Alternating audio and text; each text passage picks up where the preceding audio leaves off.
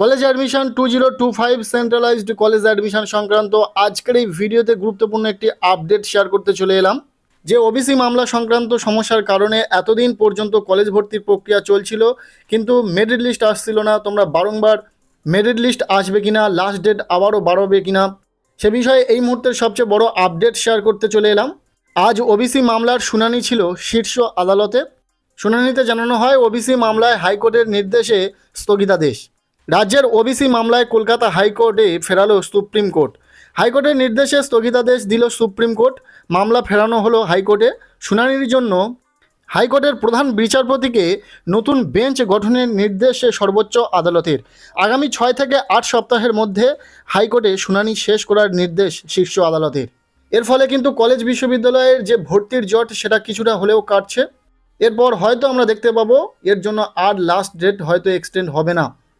30 জুলাই যে last date রয়েছে সেটা হয়তো আর এক্সটেন্ড হবে না। WBCAPর আন্ডারে তোমরা যারা কলেজ ভর্তির জন্য অপেক্ষা করছো, অ্যাপ্লিকেশন করার পর এতদিন পর্যন্ত ওয়েট করছো, হয়তো খুব শীঘ্রই তোমাদের মেরিট লিস্ট পাবলিশ হবে। তোমরা বারংবার জানতে চাইছিলে মেরিট লিস্ট কবে পাবলিশ হবে, সে বিষয়ে কিন্তু এখনও পর্যন্ত অফিসিয়াল কোনো নির্দেশিকা নেই।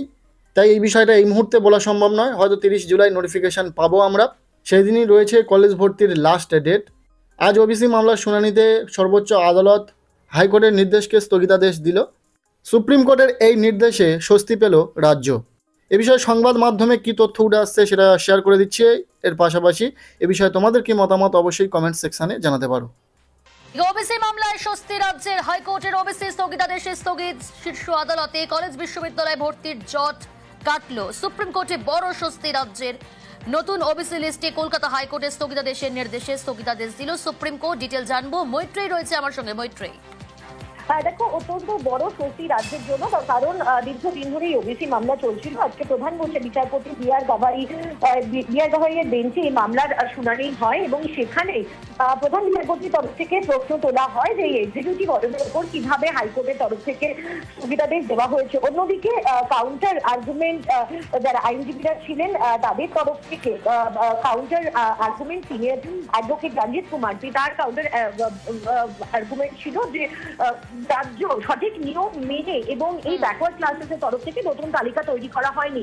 কিন্তু সর্বোচ্চ আদালত গোটা শুনানির শেষে তারা জানিয়ে দিয়েছে যে এই নতুন যে ওবিসি তালিকা তৈরি করা হয়েছে, রাজ্যের যে ব্যাকওয়ার্ড কমিশন যে তালিকা তৈরি করা হয়েছে, তার উপর হাইকোর্ট যে স্থগিতাদেশ দিয়েছিল সেই স্থগিতাদেশের রায়ের ওপর আপাতত স্থগিতাদেশ থাকছে। সর্বোচ্চ আদালতের তরফ থেকে হাইকোর্টের প্রধান বিচারপতিকে নির্দেশ দেওয়া হবে নতুন বেঞ্চ গঠনের জন্য এবং এই মামলা 6 থেকে 8 সপ্তাহের মধ্যে যাতে তার নিষ্পত্তি করা হয় সেই নির্দেশ দেওয়া হবে। সর্বোচ্চ আদালতে আগামী সোমবার এই মামলার পরবর্তী শুনানি